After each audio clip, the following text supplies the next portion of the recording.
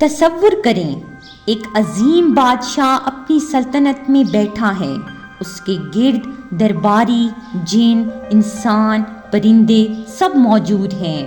اچانک وہ کہتا ہے، کون ہے جو اس ملکہ کا تخت میرے پاس لا سکتا ہے؟ یہ کوئی فلمی سین نہیں، یہ قرآن کا اصل واقعہ ہے۔ اور آج سائنس جسے ٹیلی پورٹیشن کہتی ہے، قرآن نے صدیوں پہلے اس کا اشارہ دے دیا تھا۔ ایک لمحے میں تخت سینکڑوں میل دور سے لا کر بادشاہ کے سامنے رکھ دیا گیا۔ کیا یہ جادو تھا؟ کیا یہ کوئی روحانی طاقت تھی؟ یا پھر کیا یہ وہ سچ ہے جسے آج کی سائنس کوانٹم ٹیلی پورٹیشن کہتی ہے؟ آج ہم اسی حیرت انگیز حقیقت کو سمجھنے جا رہے ہیں۔ حضرت سلیمان علیہ السلام کا واقعہ اور ٹیلی پورٹیشن۔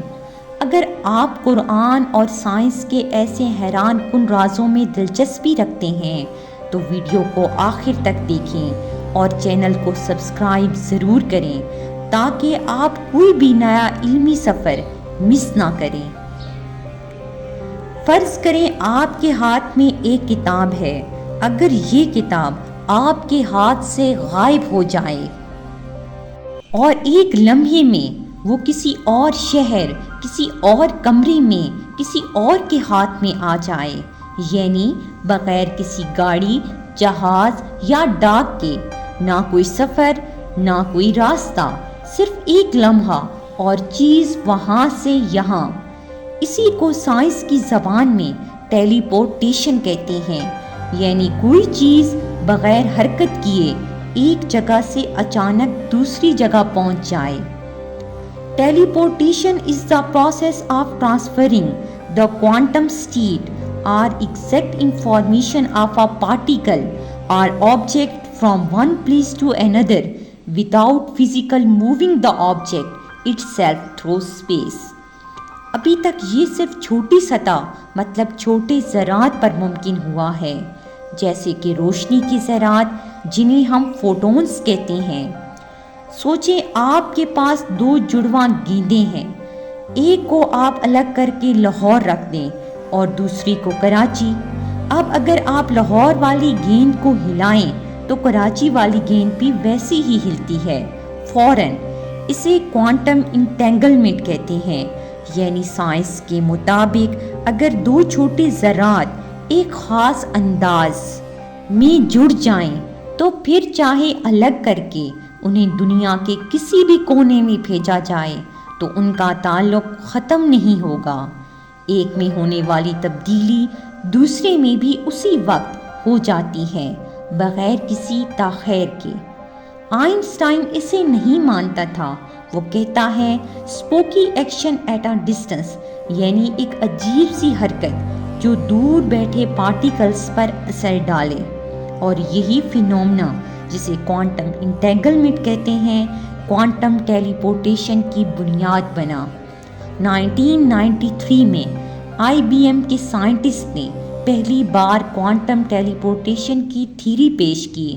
انہوں نے کہا، اگر ہم دو پارٹیکلز کو انٹیگل کر دیں، مطلب جوڑ دیں، تو ہم ایک کا ڈیٹا دوسرے میں فوراً بھیج سکتے ہیں بنا کسی فزیکل ٹریول کے۔ 1997 میں آسٹریا کے سائنسدان نے دنیا کا پہلا کامیاب تجربہ کیا۔ انہوں نے روشنی کے ایک ذرے مطلب فوٹون کو ایک جگہ سے دوسری جگہ منتقل کیا، بغیر اس کو حرکت دیے، صرف اس کا ڈیٹا بھیج کر، یعنی فوٹون خود نہیں گیا بلکہ اس کی حالت یعنی اسٹیٹ دوسرے فوٹون میں ڈال دی گئی۔ اس تجربے نے ثابت کیا کہ ٹیلی پورٹیشن صرف فلموں کی چیز نہیں، بلکہ اب سائنس اسے سچ ثابت کر رہی ہے۔ آج کے دور میں سائنسدان اب ٹیلی پورٹیشن پر بہت ایکسپیریمنٹ کر رہے ہیں تاکہ اسے بہتر بنایا جا سکے۔ اب تک چھوٹے ذرات جیسے فوٹون، الیکٹرونز اور ایٹمز کو ٹیلی پورٹ کیا جا چکا ہے۔ 2017 میں چائنا نے ایک فوٹون کو زمین سے خلا میں ٹیلی پورٹ کیا۔ امریکہ میں ناسا اور IBM کوانٹم ٹیلی پورٹیشن کو کمیونیکیشن کے استعمال کرنے پر کام کر رہے ہیں۔ یورپ میں مختلف یونیورسٹیز اور لیبز میں کوانٹم کمپیوٹنگ اور ٹیلی پورٹیشن کے فیوچر پر ریسرچ ہو رہی ہے۔ ٹیلی پورٹیشن سے سب سے پہلے اور سب سے اہم فائدہ الٹرا فاسٹ کمیونیکیشن ہے، یعنی تیز ترین رابطہ۔ آج ہم انٹرنیٹ سے ڈیٹا بھیجتے ہیں، لیکن کل ہم ڈیٹا کو ٹیلی پورٹ کریں گے بغیر کسی وقت کو ضائع کیے، ایک لمحے میں۔ ٹیلی پورٹیشن کا دوسرا فائدہ کوانٹم کمپیوٹنگ ہے۔ یہ کمپیوٹر اتنے طاقتور ہوں گے کہ آج کے سپر کمپیوٹر بھی پیچھے رہ جائیں گے۔ ابھی تک انسان کا ٹیلی پورٹ ہونا ایک خواب ہے، لیکن اگر مستقبل میں سائنس نے انسانی جسم یا کسی آبجیکٹ کے تمام ایٹمز کی انفارمیشن کو ٹیلی پورٹ کرنا سیکھ لیا تو ممکن ہے کہ ایک دن انسان خود بھی ٹیلی پورٹ ہو سکے گا۔ قرآن مجید کی سورہ نمل میں ایک ایسا واقعہ موجود ہے جو سائنسدانوں کو حیران کر دیتا ہے۔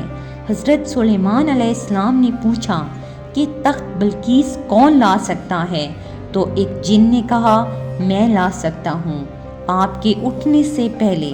لیکن اگلے ہی لمحے میں ایک اور شخص نے کہا میں تخت آپ کے پاس لے آؤں گا اس سے پہلے کہ آپ پلک جھپکیں۔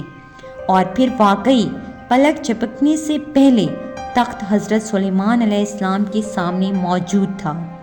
مفسرین کے مطابق اس شخص کا نام آصف بن برقیہ تھا، جو حضرت سلیمان علیہ السلام کے درباری اور نیک صالح انسان تھے۔